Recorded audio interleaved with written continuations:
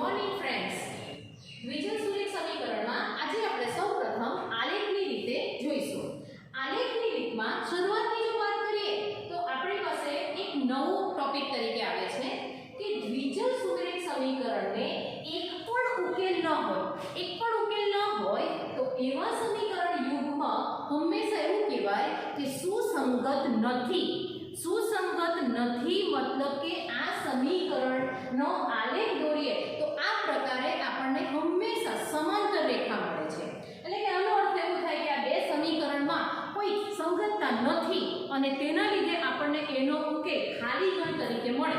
અને ખાલી ગણ મળે એનો અર્થ એવો થાય કે આ આલેખ આપણને હંમેશા સમાંતર મળે.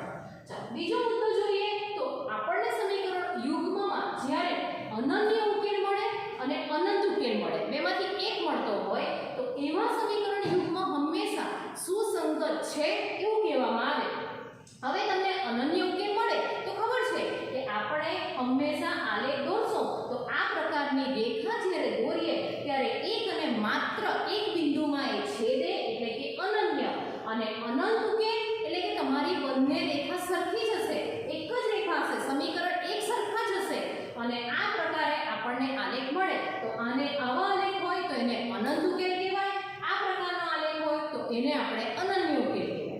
ચાલો ત્રીજો મુદ્દો જોઈએ તો જ્યારે અનંત ઉકેલો હોય ધેટ્સ મીન કે આ તમારો આલેખ હોય તો એવા બંને સમીકરણ હંમેશા કેવા હોય છે? સમાન. સમાન એટલે ખાલી તમને એક ઉદાહરણ આપું કે તમારી પાસે 2x y 4 છે, 2x ધારો કે 4y 4 છે. બીજું સમીકરણ તમારું છે 4x 8y 8. તો જો તમે બીજા સમીકરણમાંથી 2 ને સામાન્ય કાઢી નાખો તો તમારી પાસે 4 ને કે 2 ને સામાન્ય કાઢી નાખીએ આપણે તો આપણને આ બે સમીકરણ સેમ જ મળશે, બરાબર? એટલે કે 2x 4y 4 અથવા તો આમાંથી 2 કોમન કાઢીએ તો આ સમીકરણ થઈ જાય x 2y 2. તેવી રીતે આમાંથી 4 સામાન્ય કાઢું તો મળી જાય x 2y 2.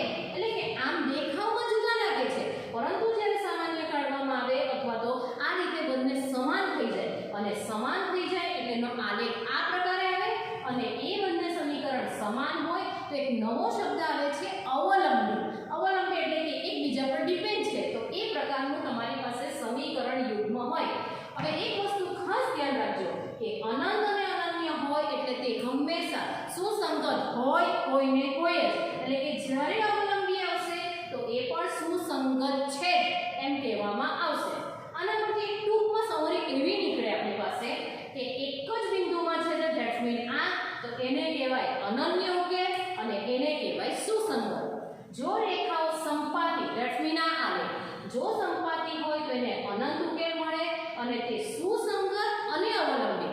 યાદ રાખજો કે જ્યારે અનંત ઉકેલ આવે તો બે શબ્દ યાદ રાખવાના છે, સુસંગત અને અવલંબી. અને ત્રીજી વસ્તુ કે રેખાઓ સમાંતર હોય એટલે કે જ્યારે આપણી પાસે ઉકેલ નથી મળતો તો એવા સમીકરણને સુસંગત કહેવાતા નથી. આ એટલા માટે અગત્યનું છે કે જ્યારે સૂત્રીમાં દાખલા આવશે તો આપણે આ પ્રકારના સમીકરણનો આલેખ દોરવાનો આવે તો એના પરથી નક્કી કરવાનું હોય છે કે સુસંગત છે કે નથી. હવે તમને ચોપડીમાં કોષ્ટક 3.4 આપેલું છે. હવે આપણી પાસે દ્વિજલ સમીકરણ યુગ્મ છે કે બે સમીકરણ આવે a1x b1y c1 0, a2x b2y c2 0 અને શરત આપણી કે જ્યાં a1² b1² is not equal to 0, a2² b2² is not equal to 0. ચાલો હવે એમાં કોષ્ટકમાં પહેલી શરત a1/a2 is not equal to b1/b2. આનો અર્થ થાય કે સમીકરણ યુગ્મમાં x નો બંનેમાં x નો સહગુણક અને y ના સહગુણક જે છે તેની આપણે કમ્પેર કરવાની છે અને આ શરત હોય કે a1/a2 બરાબર નથી b1/b2 તો એ રેખા છેદતી રેખા કહેવાય. છેદતી રેખા એટલે કે આ પ્રકારનો આલેખ એને કહેવાય સુસંગત અને એના ઉકેલ અનન્ય આવે. ચાલો આપણે ઉદાહરણ દાખલા તરીકે એક સમીકરણ જોયું છે. ચાલો એમાં આપણે સમજીએ કે અહીંયા મારી પાસે x નો સહગુણક એટલે કે x નો સહગુણક a1 કહેવાય એટલે કે 1 છે. ચાલો તેવી રીતે મારી પાસે b1 છે y નો સહગુણક એટલે કે -2 છે અને બીજી પણ તમને વાત યાદ રાખો કે હંમેશા ઇક્વલ ટુ 0 લખાવું જોઈએ. સમીકરણની એક તરફ આવી જવું જોઈએ અને c1 કશું નથી એટલે આપણે 0 કહીશું. ચાલો એવી રીતે નીચે થશે તમારી પાસે સહગુણક a2 બરાબર 3, b2 બરાબર 4 અને c2 બરાબર -20. ચાલો હવે આપણી શરત એવું કહેવાય છે કે પહેલા મારે સાદી રીતે હું શોધી કાઢું કે a1/a2 એટલે કે મને મળે છે 1/3. ચાલો તેવી રીતે મને b1/b2 મળે છે -2/4 એટલે કે મને મળે -1/2. ચાલો તો તમારી પાસે a1/a2 1/3 આવ્યું અને b1/b2 -1/2 આવ્યું એટલે કે આના પરથી એવું કહી શકાય કે a1/a2 is not equal to b1/b2. કે બંનેના સહગુણકની જ્યારે આપણે કમ્પેરિઝન કરીએ છીએ, બંનેનો ગુણોત્તર લઈએ છીએ તો એ બે સરખો નથી આવતો એટલે કે આપણી પાસે કહેવાશે એ છેદતી રેખાઓ છે, સુસંગત છે અને એનો ઉકેલ આ રીતે અનન્ય આવે. ચાલો બીજી શરત, આ શરત પરથી તમને સમીકરણના ઉકેલ કયા છે તે ખબર પડી જાય છે. બીજું છે આપણી પાસે a1/a2 equal to b1/b2 but not equal to c1/c2. ચાલો આમાં પણ સહગુણક એ જ રીતે કમ્પેર કરીએ. a1 બરાબર 1 કહેવાશે, b1 બરાબર 2 અને c1 બરાબર -4, a2 બરાબર 2, b2 બરાબર 4 અને c2 બરાબર -12. હવે આપણે એનો ગુણોત્તર લઈએ, મોડે ગણીએ તો 1 ના 1/2 આવે, 2/4 એટલે કે એ પણ 1/2 થઈ ગયું, બટ -4/12 એટલે કે -1 તૃતીયાંશ થઈ ગયું. એટલે કે તમને ખ્યાલ આવશે કે a1/a2 equal to b1/b2 તરીકે 1/2 મળે છે but not equal to c1/c2 કારણ કે એ મને મળે છે -1/3. એટલે કે આવું જ્યારે શરત આવશે તો સુસંગત નથી, સમાંતર અને ઉકેલ નથી. ધેટ્સ મીન તમારો આ પ્રકારનો આલેખ આવશે. આ રીતે રેલવેના પાટા, ફૂટપટ્ટીની ધાર આ બધા સમાંતરનું ઉદાહરણ છે. અને છેલ્લી શરત કે a1/a2 equal to b1/b2 equal to c1/c2 મતલબ કે દરેક સહગુણકનો ગુણોત્તર લઈએ તો સરખા જ હોય છે. એવું પણ કહેવાય કે ફાઇનલી બંને સમીકરણ આ પ્રકારે સરખા જ હોય છે. અહીંયા તમે જોશો તો હવે ડાયરેક્ટ આપણે ગણી શકીએ કે ભાઈ a1/a2 એટલે કે 2/4 એટલે કે 1/2 મળી જાય છે, ડાયરેક્ટ ગણી શકાય. b1/b2 એટલે કે 3/4 એટલે કે એ પણ મળી ગયું 1/2. c1/c2 -9/18 એટલે કે એ પણ મળી ગયું 1/2. આનો અર્થ થયો કે આપણને બધો જ ગુણોત્તર સરખા મળે. a1/a2 બરાબર b1/b2 equal to c1/c2. તો આ પ્રકાર સુસંગત, સંપાતી, અનંત ઉકેલ અને જ્યારે સંપાતી શબ્દ આવશે એટલે કે આ પ્રકારના આલેખ આવે તો એ અવલંબી પણ કહેવામાં આવે છે. હવે આને કનેક્ટ તમારી પાસે સ્વાધ્યાય 3.2 છે કે આને તમારે ફોલો કરવાનું, આ જ બધી શરત ખ્યાલ રાખવાની અને તે શરતને લગતું આપણું સ્વાધ્યાય 3.2 છે.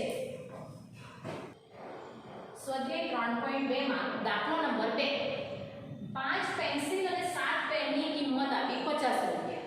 અલ્ટરનેટ થઈ જાય છે, ત્યાર પછી પેન અને પેન્સિલની કિંમત આલેખની મદદથી શોધવાની છે.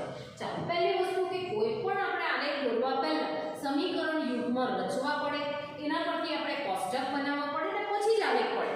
તે પહેલા આપણાથી આલેખ તૈયાર થશે નહીં. ચાલો ધારો કે આપણે ઘરે લઈએ, ધારો કે એક પેન્સિલની કિંમત બરાબર x રૂપિયા, તેવી જ રીતે એક પેનની કિંમત બરાબર y રૂપિયા. હવે કાલે તમને કીધું આગળના એમાં જોયું આપણે કે 5 પેન્સિલ કીધી એટલે કે આપણી પાસે બની જાય 5x, 7 પેન એટલે કે 7y બરાબર 50, સમીકરણ નંબર 1. ચાલો હવે એની જ મદદથી આપણે એ કોષ્ટકને આપણે કિંમત શોધવાનું ધોરણ 9 માં જોયું છે. ચાલો હવે તમે ક્યાં x ને સૂત્ર કરતા બનાવી શકો, ક્યાં તમે y ને સૂત્ર કરતા બનાવી શકો, જે ઈઝી લાગે તેમ કરી શકાય. ચાલો આપણે સૂત્ર કરતા તરીકે ધારો કે x ને બનાવવું છે તો 5x બરાબર 50 - 7y, ધેરફોર x બરાબર 50 - 7y ના છેદમાં 5 એટલે કે x ની કિંમત આપણને આ રીતે મળી. ચાલો હવે એનું જ વેલ્યુ બનાવતો આપણે કોષ્ટક તૈયાર કરવાનો છે. કોષ્ટક તૈયાર કરશું તો જ આપણાથી આલેખ દોરાશે. હવે તમારી પાસે એક વસ્તુ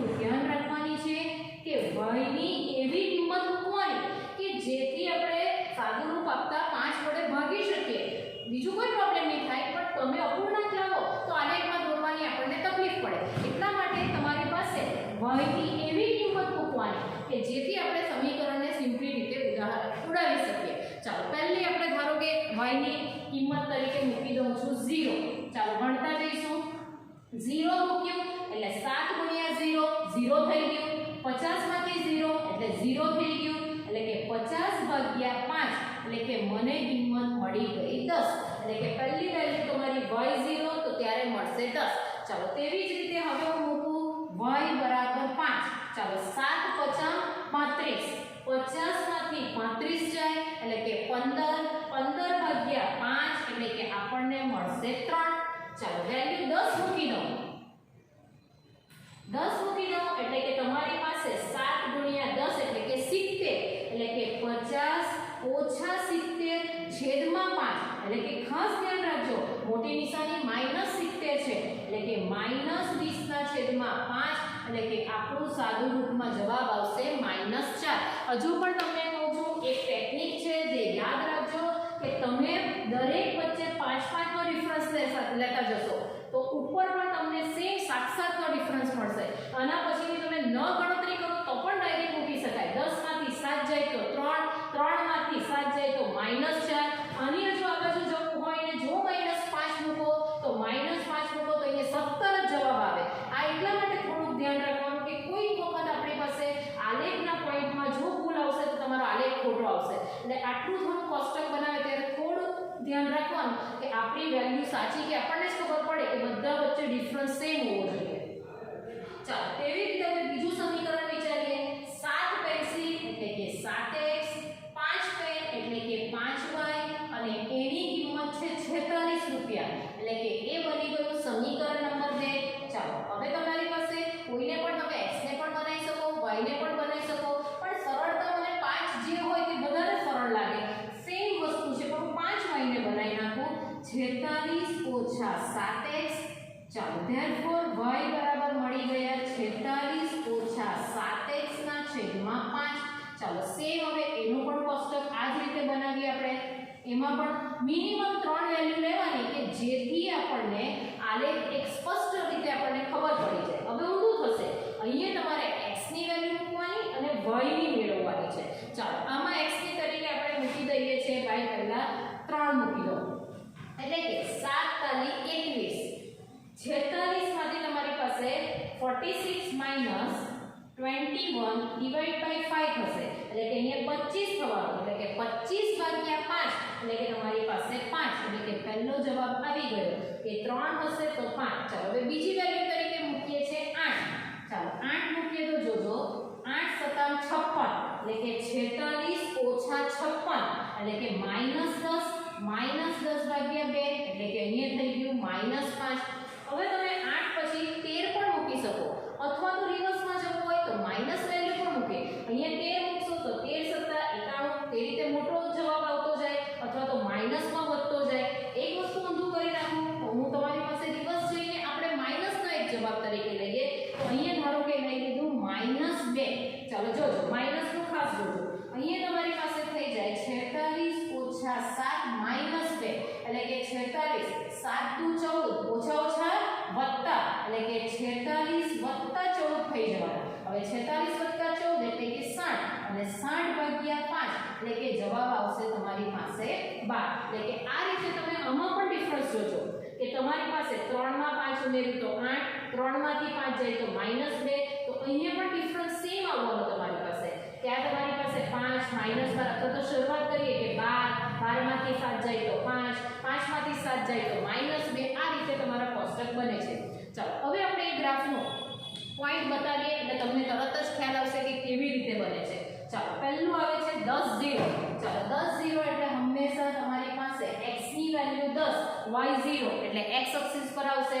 ચાલો 3 5 એટલે કે 3 અહીંયાથી આવશે અને આ થઈ ગયું તમારી પાસે 3.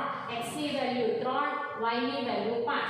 ચાલો એવી રીતે આવી જશે x બરાબર -4 અને y બરાબર છે તમારી પાસે 10.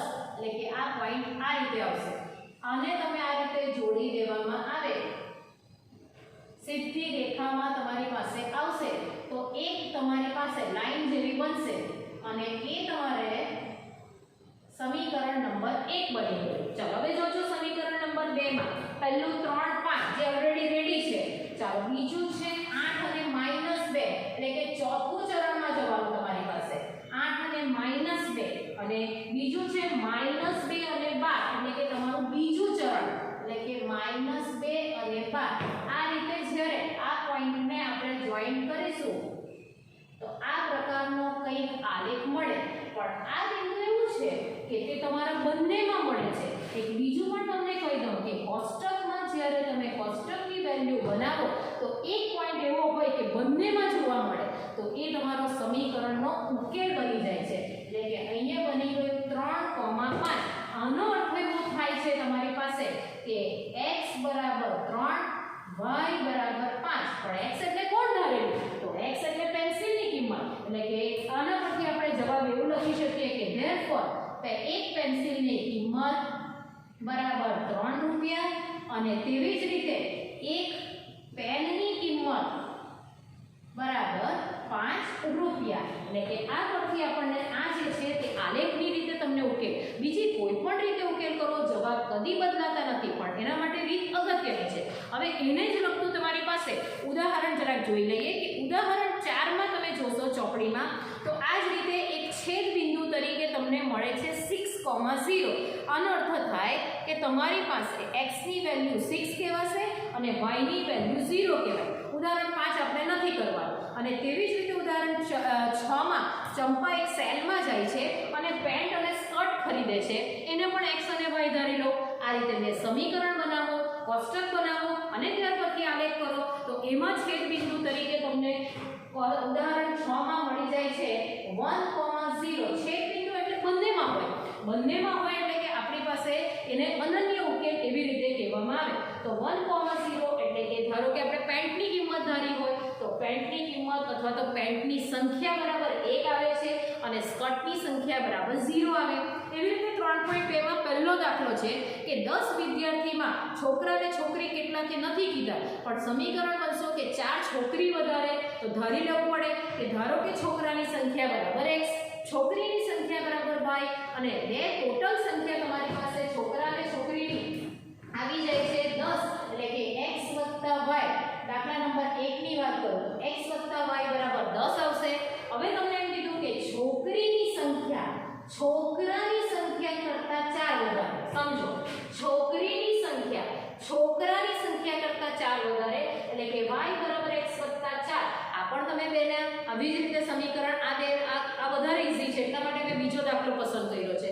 અને આ જ રીતે કોષ્ટક બનાવો અને એ કરશો તો તમને જવાબ મળશે કે ભાઈ છોકરાની સંખ્યા છોકરીની સંખ્યા કરતા 4 વધારે છે તો તમને એના ઉકેલ તરીકે 7 અને 3 આવતું છે કે ભાઈ છોકરી 7 અને છોકરા 3 એટલે કે પેલા કરતા 4 વધી જાય છે. તો આ રીતે તમે આલેખની મદદથી ઉકેલ શોધી શકો. આ આલેખ પોથીમાં આલેખ કરવાના છે. જેટલા દાખલા અહીંયા થાય છે એ તો કરવાના છે પણ જે નથી હું બતાવતી એ પણ દાખલા હોમવર્ક તરીકે ઉદાહરણના અને કમ્પલસરી દાખલા પૂરા કરવાના છે નોટમાં. ઉદાહરણ 5 ગણવાનું નથી. હોમવર્કમાં તમે લખી શકો ઉદાહરણ 4, ઉદાહરણ 6 અને 3.2 નો પહેલું ઉદાહરણ.